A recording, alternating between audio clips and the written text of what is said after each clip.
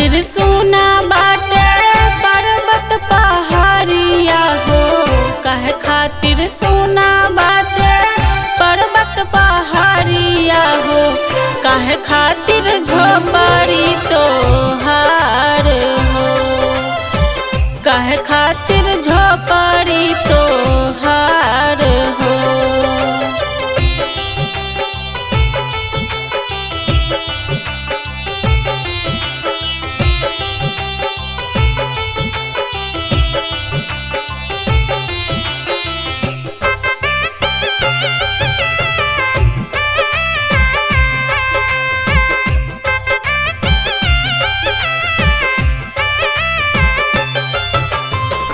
गुरु बिना सोना बाटे पर्वत पहाड़िया हो, गुरु बिना सोना बाटे पर्वत पहाड़िया हो, गौरा बिना झोपड़ी तोहार हो, गौरा बिना झोपड़ी तोहार हो।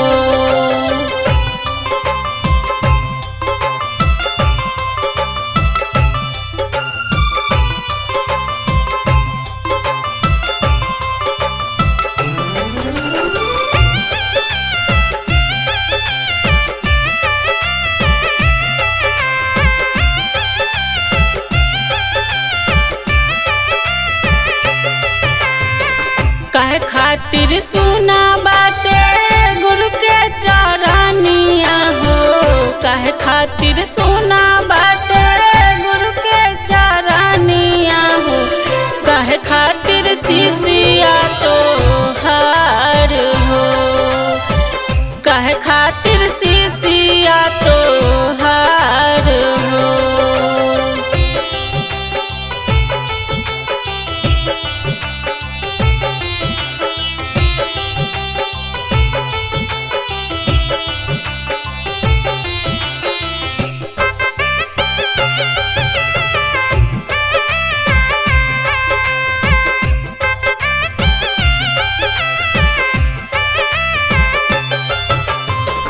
काहे खातिर सोना बाटे घरवाया गाना हो, काहे खातिर सोना बाटे घरवाया गाना हो, काहे खातिर गोदिया हमार हो, काहे खातिर गोदिया हमार हो।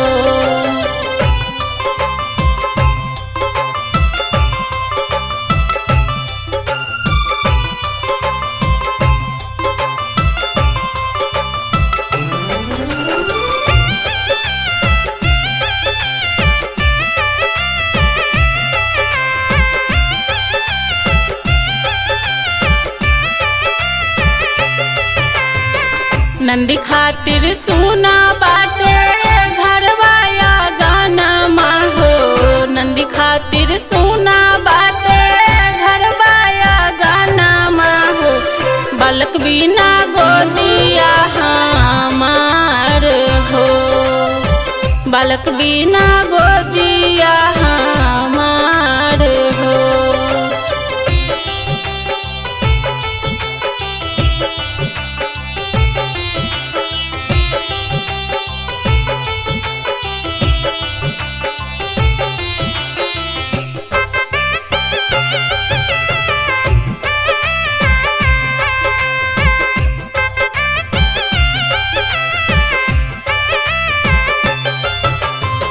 काहे खातिर सोना बाटे गुरु के मंदिर हो, काहे खातिर सोना बाटे गुरु के मंदिर हो, काहे खातिर शिष्या तोहार हो, काहे खातिर शिष्या तोहार हो।